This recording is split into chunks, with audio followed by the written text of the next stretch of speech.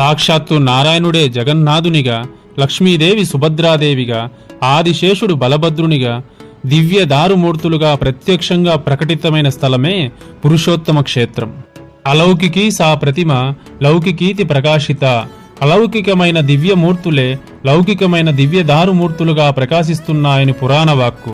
ఏ క్షేత్రంలోనైనా మూల విరాట్కు నిత్యాభిషేకమో వారాభిషేకమో నిర్వహిస్తుంటారు. పూరి జగన్నాథ్ ఆలయంలో సంస్కృతి వ్యవహారాలు చిత్రంగా ఉంటాయి.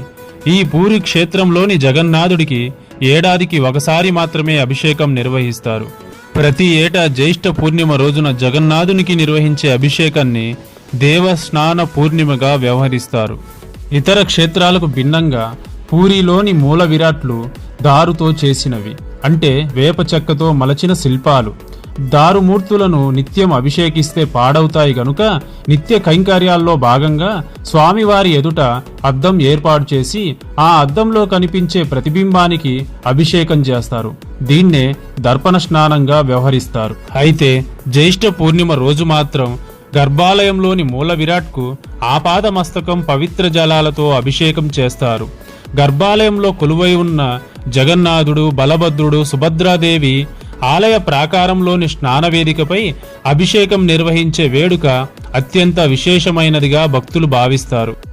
ఏ దైవాన్నైనా అష్టోత్తర శతనామాలతో అర్చిస్తే శుభప్రదమని భావిస్తాం. ఆ నేపథ్యంలోనే పూరి జగన్నాథుని కూడా 108 కలశాలతో జ్యేష్ఠ పూర్ణిమ అభిషేకం నిర్వహిస్తారు.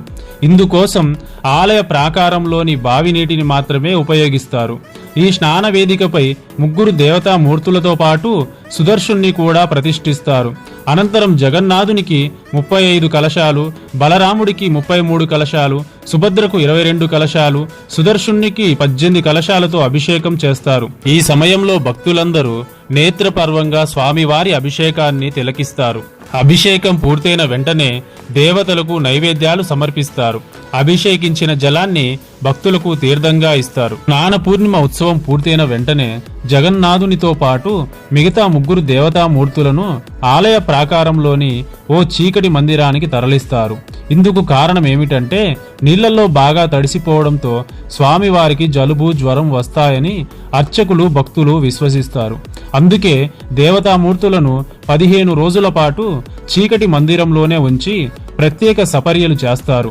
నిత్యం సమర్పించే నైవేద్యాలు కాకుండా జలుబు నుంచి ఉపశమనం కలిగించే ఆయుర్వేద మూలికలతో సిద్ధం చేసినటువంటి నైవేద్యాన్ని సమర్పిస్తారు. ఈ 15 రోజులు భక్తులకు స్వామివారు దర్శనమివ్వరు. అందుచేత స్వామివారి మూల విరాట్కు బదులుగా గర్భాలయంలో ఒక పెద్ద పటాన్ని ఏర్పాటు చేస్తారు. దీన్నే పట్టచిత్ర అంటారు.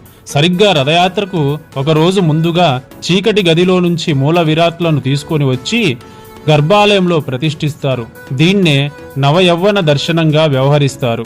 మొత్తం మీద జ్యేష్ఠ పూర్ణిమ నుంచి పక్షం రోజులు స్వామివారు దర్శనమివ్వరు.